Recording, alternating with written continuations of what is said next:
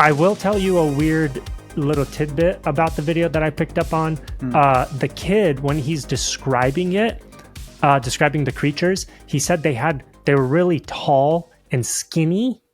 Okay. Perfect segue of what I want to talk about. And had weird feet. Okay? I didn't hear the feet part. Yeah. I caught it. Okay. It's just in passing, like real quick. He said it had weird feet. Keep in mind, I'm staring at him and I look at his whole body and he has a weird looking feet and a big face and eyes, and you can see a big mouth. I also watched this other video by this like doctor chick that studies like phenomenon like this, UFOs and aliens and stuff, in like ancient Christianity and in the Catholic Church and stuff like that. I sent you the video too. It's like 2.5 hours. It's really good though. And guess what? You sent me the video. I gotta watch it. I think I sent it to you and Cam. Oh, okay. Really good, really interesting. One of the telltale signs of it being a demonic encounter, okay, throughout millennia, like over the past 1,000+ years, in the Catholic Church especially, was that when things would appear to people, nuns, monks, priests, whatever, right, these beings would often have hooved feet. No way. Okay, and it would smell like sulfur. Huh. Okay, so when this guy said it had weird feet, that's the first thing I thought about is, oh my God, I wonder if that's what I thought about is, I wonder if it was a hooved foot or something that looked like a hooved foot. Yeah. You know? Video of his, moment of contact. Moment of contact, yeah. Yeah. It's Varginha, Brazil. There was a crash landing, and apparently there was a being that was running around a town for a couple of days that was captured by the military. Or two beings, rather. Yeah.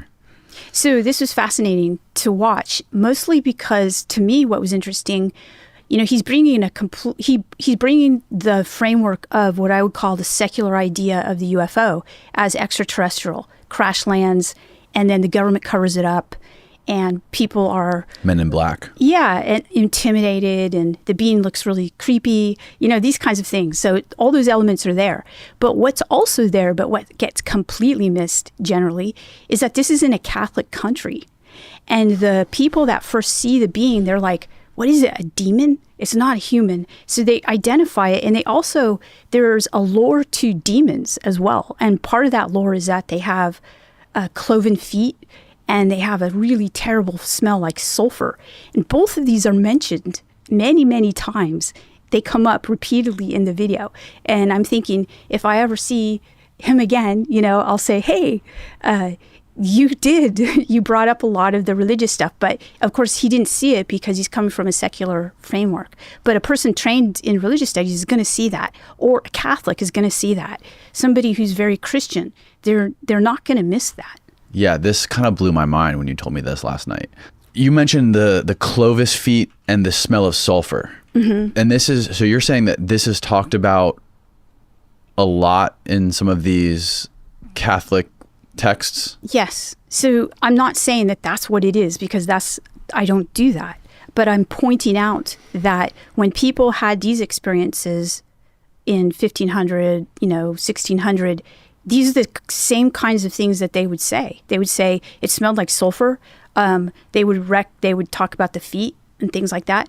Now, there are a variety of different experiences that have patterns, historical patterns, but this is just one example. And then what also is interesting is when even in the Bible, man, and even in Egypt and in the Aztecs, like everywhere, all over the freaking world, all of these creatures that come down and engage with humans are always some kind of like hybrid creature. Right. It's a bit of this kind of animal, a bit of this kind of human, a bit of this, a bit of that. You know what I mean? And so when these guys said that it had weird feet, and then when you put that together with like the Catholic accounts over the millennia of them having hooved feet, you know what I mean? And then in the Bible and other places it talks about that they're hybrid. It's like, dude, what if up there, what we are here independently, like I'm a human, that is a cow, that is a bird, however it looks here, it's almost as if up there, all of this is like, it's like intertwined somehow together. You know what I mean? Up in the higher dimensions, it's somehow intertwined. I don't know. And vice versa. Maybe stuff there is independent, and then when it appears here, it's intertwined somehow. Like in Ezekiel, I gave this example before. In Ezekiel, when it talks about the beasts that, or the creatures that came down with the throne room of God over their wings, right? They bring down this crystal surface, and through the crystal surface, Ezekiel could see God on his throne. But these beings come down, and then at their feet is the wheel within wheels, and the spirit of the being is in the wheels. But the creature has the face of a man, the face of an eagle, the face of an ox, the face of a lion, wings on all, 6 wings, eyes all over. Okay, that's what it looks like here. But then in the throne room of God in Revelation, it talks about around God's throne are 4 separate creatures, one with the face of a man, one with the face of an eagle, one with the face of an ox, one with the face of a lion. So there they're separate. Here they're one, intermingled. Interesting. You see what I'm saying? So maybe going through this like dimension, there's some kind of separation or some kind of intermingling that happens. Or maybe it's a lens that you see through that brings them together, right? Because maybe you're seeing, maybe from one dimension to another, you're kind of seeing through it, or to the other side. But because you're not in it, you could only see it differently. You see it skewed. So they saw it like, does that make sense? Yeah, it could appear different. Bro, Yeah. Hey, I'm not saying I believe this. Don't kick me out of church. What if that's why we can't explain the Trinity very well?